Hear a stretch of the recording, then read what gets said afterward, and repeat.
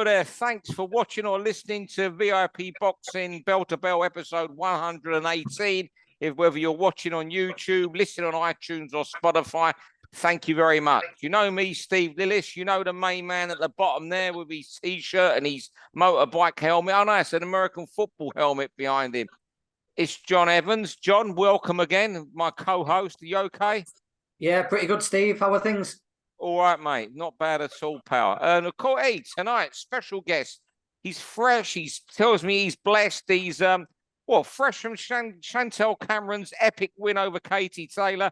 One of Chantelle's trainers, Nigel Travis. Nigel, thanks for coming on. No problems at all, Steve. So it's an absolute pleasure. Yeah, I don't even remember. This is your second time on Bell to Bell. Last time you come on, I think it was 9 days after Jack Catterall was robbed against Josh Taylor. Your next appearance, 2 days after one of the greatest wins by a British boxer overseas as such, away from home. How's it been since the fight? How high you been? Yeah, it's been a bit of a blur. You know, if I'm honest, Steve, we went. After the interviews were all done and it was all finished, they did the drug testing and all that, and then we were all sorted and we were gone. But cloud nine, simple as that. We're on cloud nine. We're moonwalking around Salford. It's just mint. It's just obviously you're in this sport to make a difference, but the highs are so high, and obviously the lows are so low. So we've got two statements there. One after Jack Catterall, one after Chantelle Cameron. But it is what it is. You know, we have to.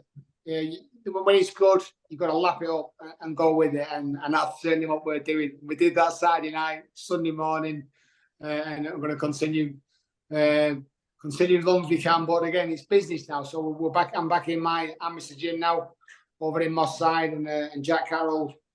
Jamie Moore and Aki Fias are coming down here tonight to train. So it's even though you want to celebrate, it's great, and you have to celebrate, but you've also got to put your business head on at certain times. And tonight he's back to work. Hey, Nigel, I thought Chantelle won that clear, really clear. That was a dominant performance. When you were stood in centre ring and you heard majority decision, did you have flashbacks to being in Scotland with Jack and Josh? Because as soon as I heard that, I was shaking my head in my living room. I could not believe they came up with majority. Well, if I'm honest, John, beforehand we talked about it. We talked about it to the press, among ourselves, and they were the fears. And everyone said, if it's close over there, you ain't getting it. Now, in Scotland, I wasn't nervous at all because I thought that the decision was so far. I really wasn't nervous at all until the first card came out. When the first card came out and they said to Jack Catterall, I thought, what? They've given it a split decision, pretty much like what you're saying. But I actually thought after the first card, they're going to job us, and they did. On Saturday, in Dublin, when the first card came out, it was the draw cards. That's why it was a split decision. Now, it was never a draw, but there was only one winner of that fight. Only one winner, and rightfully she was crowned that. But even before, I thought there's only one person on this fight. So, if I'm honest, I felt confident. Even after the first fight, I thought, what are they talking about? They're chipping the nuts off. Now, I'm putting it as a draw. And I've just heard one. Gareth A. Davies, whatever he's called, he apparently this morning on TalkSport Talk Sport said, I thought it was a draw. I think he's on spice because he's mental and I just don't get it. And there's something going on. But anyway, it's his opinion and there are controversies. But I genuinely was still upbeat. When I got in the ring after the fight, you look out to your peers or people who you respect, and there's some top people in there who I respect and I know them. So Liam Beatty-Smith, and I looked and I went, she's got that, and he went, it's close. He went, he was, and I went, what? I was fuming, but not Liam. Because I thought, okay, there was some close rounds, and Katie was trying to burgle it and nick it at the end, but there was I think Chantelle was a clear winner, as you said. Now, I had it 7-3, maybe 8-2, but 7-3. Okay. Yeah. You gave me 6-4. I'm not bothered. Listen, and we can talk about that all day. But the right person won, and previously that hasn't happened. So the flashbacks weren't there as such, but we talked about them before. And we were sort of not preparing ourselves to get jobbed or preparing ourselves to get out of. But we talked about it, and the way she set the tone in the first round and the second round, I thought, nah, we've got this. Definitely. She's got to stick to the plan, stick to the rules, whip away the body, put the money in the bank, and reap the rewards. And I believe she did that, obviously. Brilliant. Well, I'll tell you what, thanks for that insight into Saturday night and how you wasn't scared. But what we're going to do now, John Evans, a man who's going to scare you. You only speak for 3 minutes on each topic we do here. He rings that bell after 3 minutes. If you carry on, he'll be down that gym tonight, mate, and you won't be in any fit state to be training Jack started yet, have you? Fiaz. I can get down to Moss. He'll be I on can get that down red, to Moss side in half an hour. It'll be that big red motorbike he rides with all his levers on, come in the gym with a crash helmet on and bash you up for talking more than 3 minutes. Don't need a crash helmet to take care of Travis. 6 3-minute rounds coming up. I've got a million kids in there. Don't worry about that. He's gone now. Is he coming back to us? He's back now. Right. What's happening? I can't use these things. Here we go then. John, your first topic tonight. Devin Haney getting no credit. Yeah. I'll tell you what, Haney Lomachenko, I don't know if Nigel's had time to watch it yet. I thought it was a really, really good fight. High quality action fight. Both giving and taking. Really enjoyed it. And everybody loves Lomachenko, don't they? So, and I think that's clouded people's judgment of a fight after. I think it might have been Lomachenko's best performance as a lightweight. I think he's a super featherweight, naturally. But I thought he was really good, Lomachenko, although he came out on the wrong end of a decision. And Haney beat a real good version of Lomachenko. He didn't beat a tiny guy who was over the limit, who's clearly past his best. He beat a good Lomachenko. I thought he probably just deserved to nick it. I've not seen him get any credit whatsoever. All the attention after has been on Lomachenko got robbed, which he didn't. No. Or Lomachenko was great and Haney's not got it. I think there's a bit of lack of respect for what Haney did there. He beat one of the greatest fighters of the last 10 years and he beat a good version of him. Haney was fantastic. I thought Lomachenko just won it. Bear in mind, I only watched it on a little iPad at a hotel in Derby. That's by the by. But I thought Lomachenko won the fight. Was he robbed? No, it was a lot of close rounds. And you know what? I just want to say this. A lot of this is the Twitter fucking social media rolling on. Half them people who said he was robbed haven't watched the fight. That's what I'll say. Go on, Nigel, because I know you can talk. Yeah, I watched the fight this morning because I had heard the controversy. So I knew it was going to be controversial. Now, I scored the first 8 rounds and I had it all square. So I think there was close rounds, and that word subjective comes up all the time, doesn't it? It comes up all the time, subjective. People like it. Now, I thought Lomachenko, I scored it on my phone. I scored it just a win or lose. I didn't score it on points, or I just scored it with each round. And I scored it 7 rounds to 5 to Lomachenko. But same as me, yeah. 8 of those rounds was seriously close. And I try, and as someone trying to be neutral, I try and never give a 10-10. Never. Yeah. I don't do it. So, because someone deserves to win the round, I believe. So, and that's how I scored it. But the first 8 rounds could have gone either way. Yeah. That's what I think. So, it was... and there was all I would say. My one thing that really I thought was some sort of nonsense there was the 10th round. Yeah, the 10th round was Lomachenko won it. Was the clearest round of the fight. The clearest round, I thought, of the fight. And Lomachenko won it, and that Moretti went against him.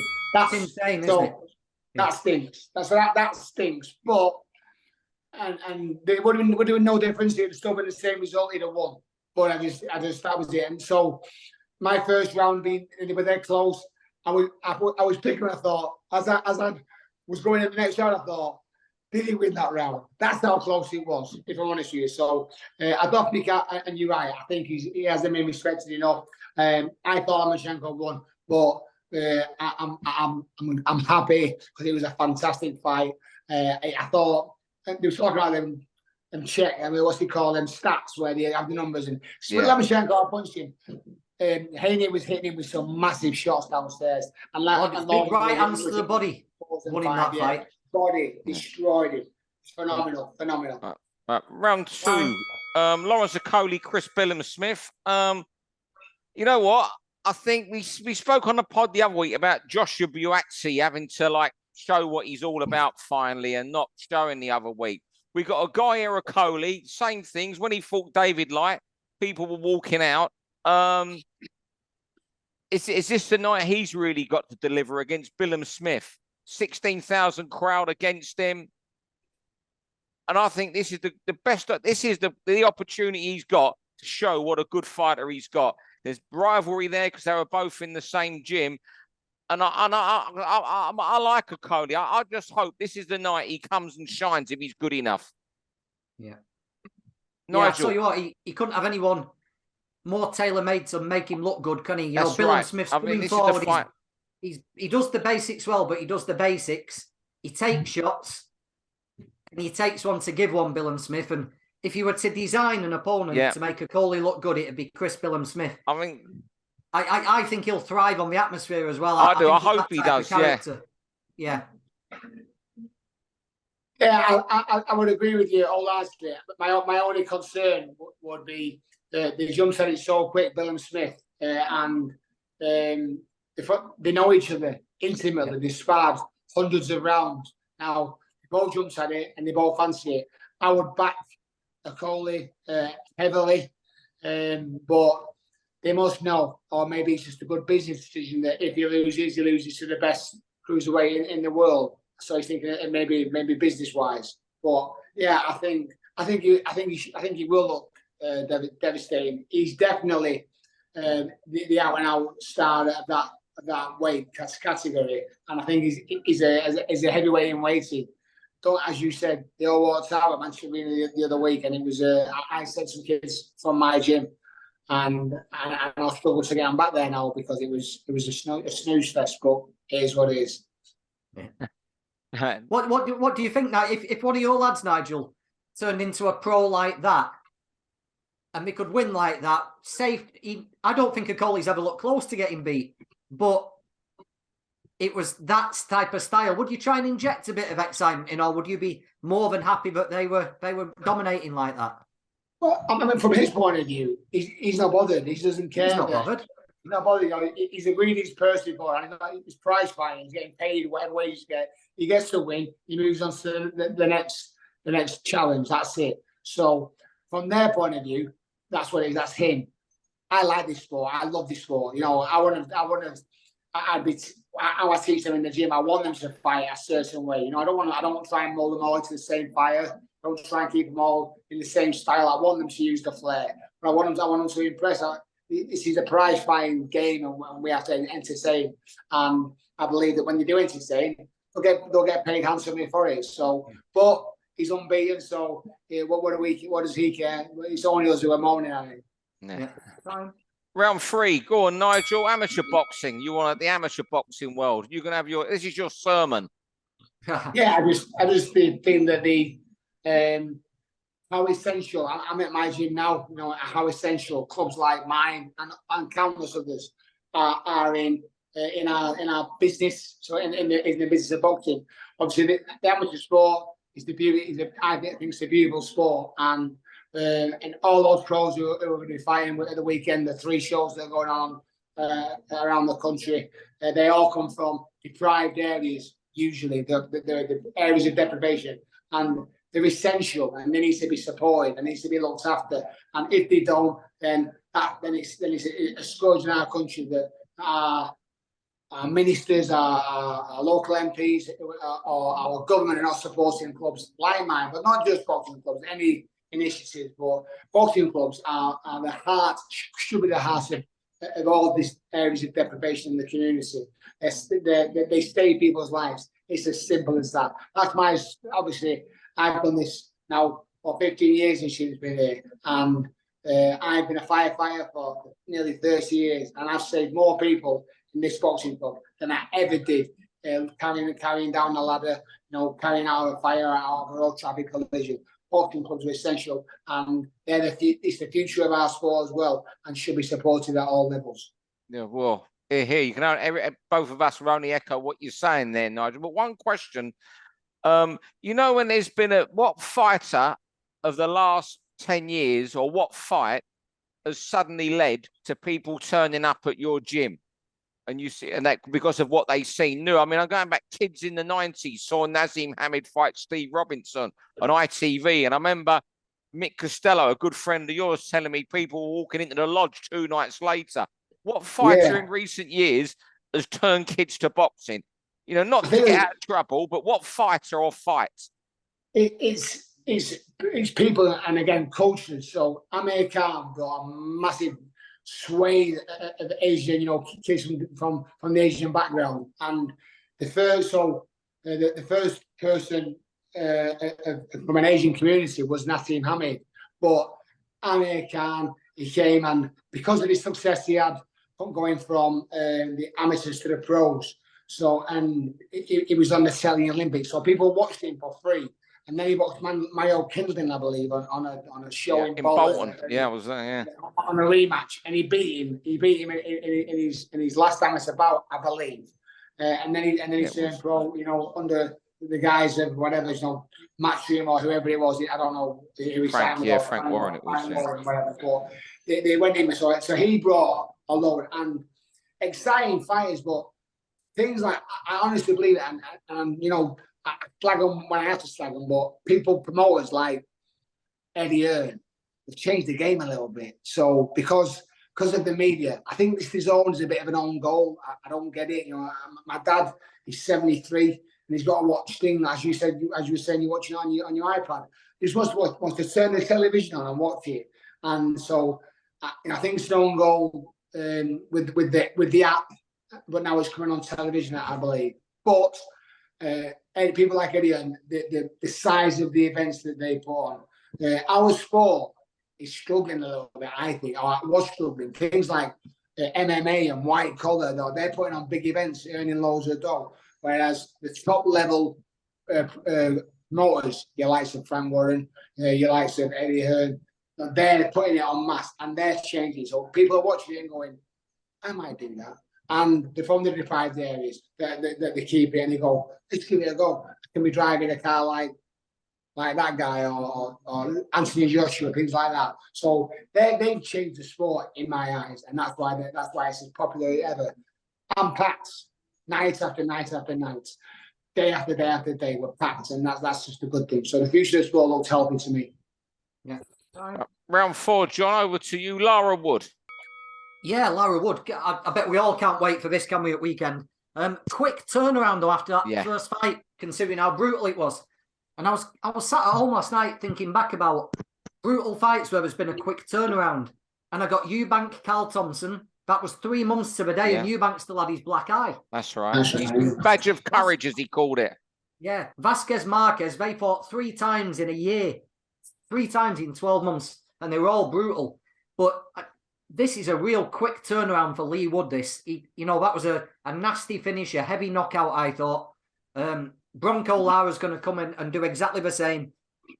Wood's chin's not going to improve, so he's got to completely change his game plan and do it in 3 months. And I think it's a pretty big ask. Yeah. Lee can box, can't he? He's got that right hand. But at some point, Lara's going to land. And I'm not sure how Lee can have changed so much in 3 months. I hope he does it because I really like Lee Wood. But I think if he do it, it's some achievement in such a short space of time. I think Matchroom was surprised because they told Josh Warrington, you're going to have the fight. And then suddenly Josh found out he wasn't having it. I think, look, obviously Lee's a fighting man. He thinks he can do it. You understand why he's done it. But if you sit down and think about it, I think it would have been better letting Lara have the fight with Josh Warrington, possibly more miles on the clock because of the way he fights. But he wanted the fight, and you can understand why he hasn't fought, shall we say, rationally, maybe, in coming to that decision. What's your take, Nigel?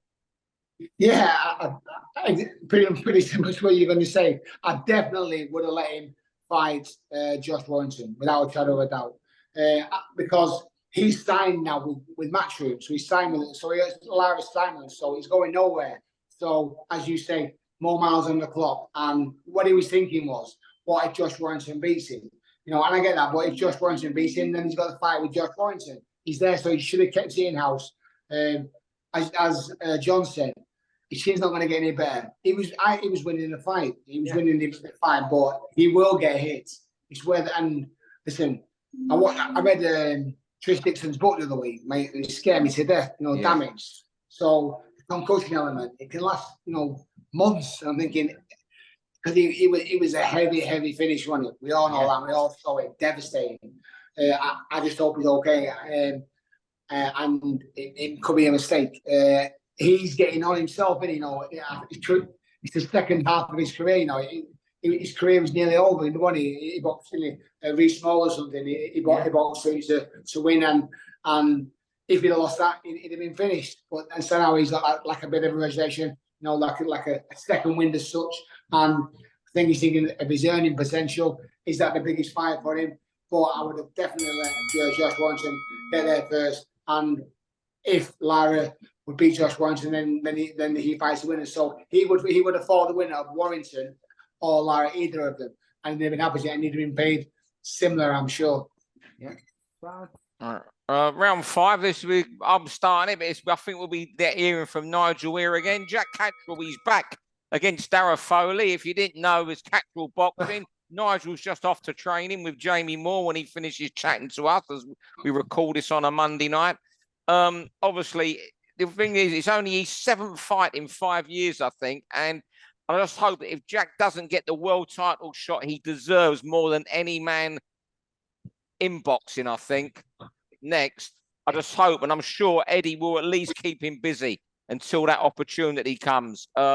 Because, you know, the way his career's gone, he's just so unlucky. And I think it was, look, Josh Taylor made his decision, and I think it's criminal he never got his rematch because he deserved that more than anybody else. And if any British fighter deserves a world title, it's him.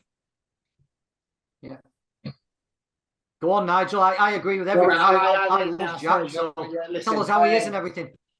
Yeah, listen, I've said enough about the first fight.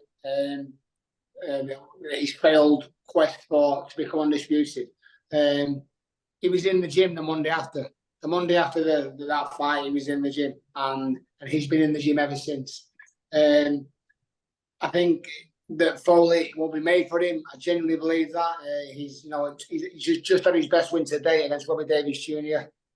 Knocked him over quite convincingly. So was winning the fight, and then Robbie Davies had a freak accident. So I think he'll look devastating, and this camp we've had an unbeaten super featherweight Inaki Fiaz, Chantelle Cameron, who's the undisputed world lightweight champion, and Jack Catterall, and they've all been bouncing off each other, and I've never seen all three of them as good. Jack as well. So I expect him to be devastating. That's what I expect. I expect him to be fantastic. His engine is so big, he's so strong, and as you just said there, he deserves it. But unfortunately, in this sport, you don't always get what you deserve. I believe that it will be incoming. The next part of his career will hopefully be the wealthiest part of his career. He can go and earn a few quid, become the bona fide world champion, like he should be, like we thought he had in February last year. So I'm expecting big things now. And Eddie Hearn has promised him, and they earn with Hearn, and I believe he'll deliver wholeheartedly. I tell you, it's one of the fights I'm looking forward to probably next year. It's got to happen, isn't it? I love Prograis. Yeah, I love Prograis style. Prograis and Jack Cat next year is a little super fight, I think. If not before. Yeah, and the fact that Eddie Hearn's signing now, and there was talk about it. They talked about it prior to him signing, but now it's easy to make. Close. Yeah. So it's done. Progray's got a defence in New Orleans, hasn't he? June 17. Yeah. He has. He's fine. Yeah, he has. And Zarilla or someone. Zarilla, yeah. Is it Zarilla? Yeah, they're just building him back up, aren't they? Funnily enough, when Progray fought in New Orleans against Flanagan, I was there, and there was nobody there. They just didn't promote the fight at all because Progray's a popular guy and a big character, but there was nobody there. But he's not obviously. No one, and he wouldn't fight over here. He was talking about fighting it over here, and he said, "I got jobbed there last time I came." And obviously, last time Jack went off away from his hometown sort of thing, but he's always away from his hometown. He got jobbed, so I don't know. Listen, it's easy to make now, and they can earn a few quid, and I back Jack wholeheartedly. I believe Jack's the best. I genuinely do, and how he's been performing this camp has been phenomenal, and I'm excited for Saturday night. Coming to Shakeout tonight, but I'm really excited. Yeah. Excellent. Final round. We won't keep you much longer, Nigel. I can see you got about, well, I can't see. You did show us about 100 kids to your left, I think, in that gym, wondering where you are. They're all causing havoc while you're talking to us. Round 6. Round 6, talking of causing havoc. Dodgy decisions have caused havoc. What is it you want to say about them, Nigel? Well, again, listen, I suppose it's going to all a few of the conversations we've had tonight. So you've got Jack out. I don't want to happen. He's done and that's gone. But people were slagging Haney, or slagging it, saying that Lomachenko has definitely won it. The word subjective is a real big thing in our sport. Now, I honestly believe that. So us three people, we all know each other. We've known each other for a long time. We understand the sport and what the sport. I do believe that if all three of us sat there, 75% of the time, we'd get the right person to win. We would pick it. We would pick the right person, regardless of some people might like it, but I like Pernell Whitaker, how he moved his feet, his defensive element, or someone just likes Mike Tyson and attacking people. But I do believe as boxing stalwarts, people who are precious for our sport, that we've come to the right decision, that we will make it. If we're disagreeing, sit with my dad sometimes, and he said, he won that. I said, no, and we have an argument, but so when decisions are that, they're not bad decisions. So Haney's wasn't, for me, I've come in the gym tonight, I've got two kids who were saying, wow, Gaffer, Lomachenko or Robert. I went, no, he didn't. Oh, what were you saying? Now, as I say, that one mistake in my eyes. Round 10. The 10th round. So one round, it's like that. The female judge in Vegas when you Eugenia Williams. She got kicked out because she so Canelo Alvarez. I thought was it Canelo Eugenia? Alvarez, I'm thinking of. Yeah, I think Canelo Alvarez got beat in my eyes from Golovkin the first time.